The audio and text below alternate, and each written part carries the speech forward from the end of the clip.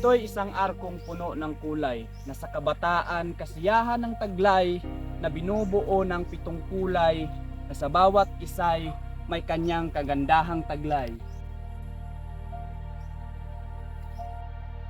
Wangis niya'y bilog, ngunit hindi perpekto ang pagkakaukit. Kagandahan niya sa gabi, nakakaakit, kapayapaan ang siyang laging hatid, at liwanag niya'y pumapawi sa anumang sakit. Ito naman si kalikasan, sagana sa yaman. Nais palagi na tayo'y masiyahan, hiling niya lang ay ating pagkaingatan. Subalit, gaya ng gabing tahimik, ang buwan ang siyang nagmamasid, kung paanong ang kalikasay tumatangis sa mga taong mababangis. Kalikasan, saan ka patungo? Nilingon, hindi niya kayang itugon.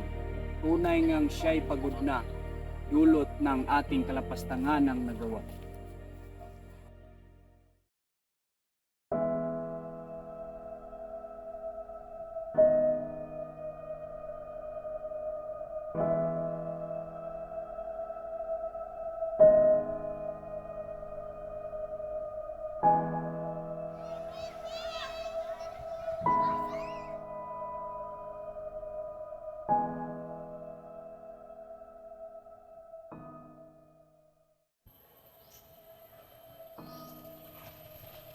Sariwa pa sa aking alaala, mga nagdaang karanasan nung ako'y bata pa.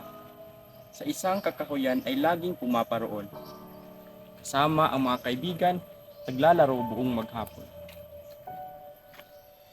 Kinabukasay sa sapa naman ang tagpuan. Manghuhuli ng isda't maglalaro ng taya-tayaan. Masayang magtatampisaw sa tubigan, ngunit malungkot sa pag-uwi dahil tiyak ay mapapagalitan. Subalit, pakiwari ko'y ang mga iyon ay di na maranasang muli. Dating matatayog na puno'y napalitan na ng gusali. Mga puno na dati naaakyatan, ngayoy kalbunat wala nang masisilungan. Ang sapa na may wala ng laman, mga isday na lason na nang tuluyan. Magpapaypay na lamang tuwing naiinitan, dahil ang sapang dati malamig, ngayoy madumi na di naliliguan.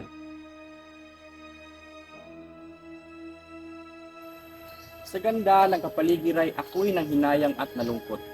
Mga kabataan sa kasalukuyan ay di na ito inabot. Ang ganda ng kapaligiran ay di na pangalagaan, pagkos na abusot na pagsamantalahan.